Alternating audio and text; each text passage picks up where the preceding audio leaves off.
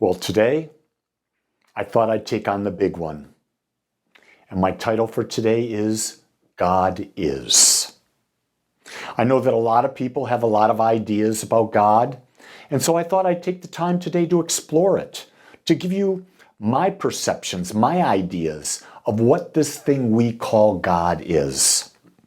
And I want you to know that in order to get the most out of this talk, let go of whatever you might believe and see if any of the principles that I'm sharing with you, any of the ideas that I'm sharing with you today, might give you a clearer idea.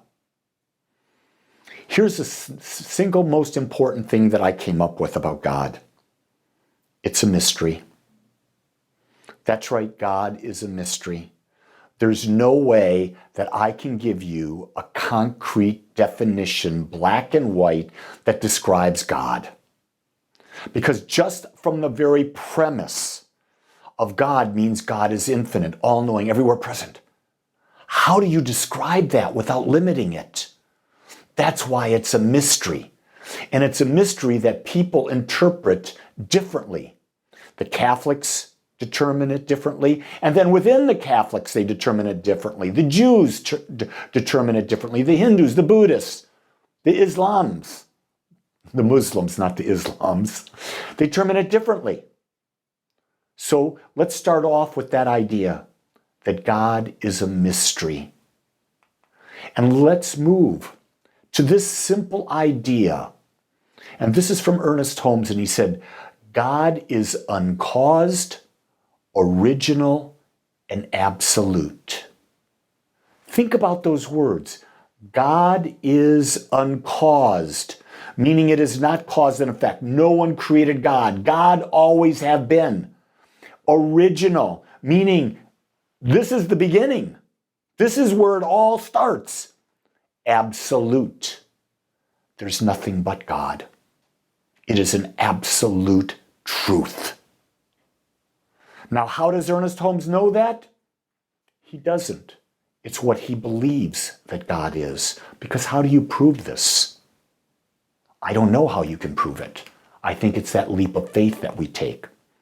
So here are the things that I've heard about God, and we'll talk about them to see if they can give us a framework from which to formulate this idea that we call God. God is omniscient.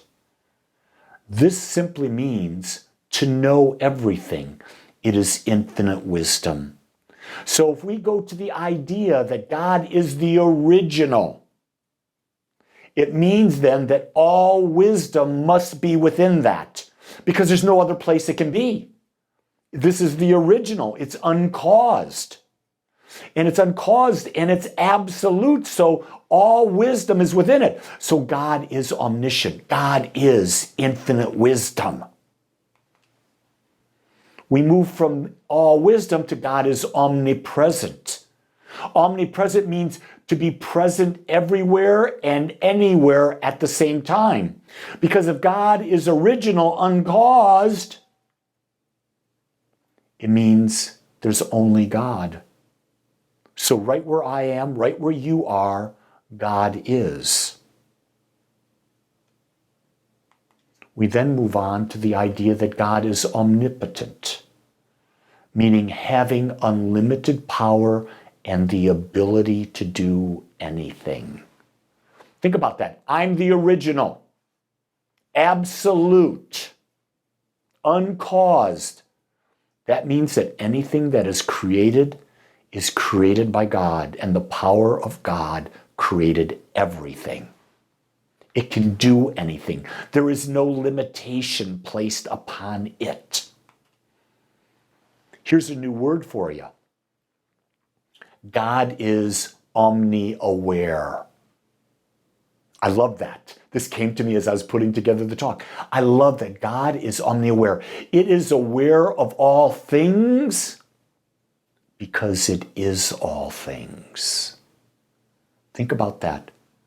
God is the original, absolute, uncaused, which means that when it creates, because it's all powerful, all knowing, and everywhere present, The only thing it can create is out of itself.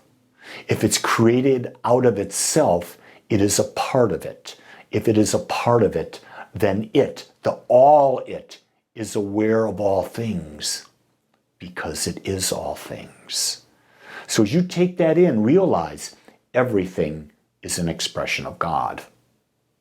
Awareness is God. Awareness, we can look at that and say it's consciousness. So we could also say God is omniconscious.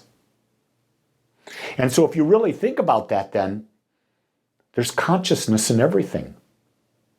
And yet we as humans think that their only consciousness that exists is within us. How arrogant. How arrogant are we? Quantum physics would say that there is consciousness in a rock, different than the consciousness that you and I are and how it experiences and expresses. Plants, there's a consciousness. Animals, there's a consciousness. So why is it then that we humans believe that we're the highest consciousness below the infinite? I look at it and say, if God is infinite, then there's levels of consciousness well above where I am, well above where you are, that we're just not aware of. Because in our limited senses, we can't know it. We can't experience it. I believe there's infinite levels of consciousness, infinite dimensions where we experience life. And so with that, well, what about that? What about that? No, be present now, where you are in consciousness, and fully live and experience life as much as you can. Here's the other thing. God is the creator. It is the creator, and at the same time, it is that which it creates. And it's the process by which creation takes place. Do you see that?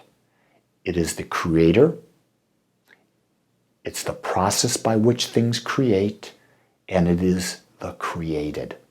In other words, God is both the seed, the soil, and the plant. It is the divine idea planted in the soil of creation. That soil of creation, we call it the law, creates what we believe, and the outpicturing is an experience. God does this in the human form, in the animal form, in the plant form, in the cosmic form, in the universal form, in any possible dimension you can imagine. It, consciousness, awareness, is the creator. It is all of it, not part of it, all of it. It's not using anything outside of it. We come back to Ernest Holmes. And Ernest said this, "You are a divine idea made manifest, an experience that God is having of itself by means of you." So this creative process had a divine idea, and you are that divine idea.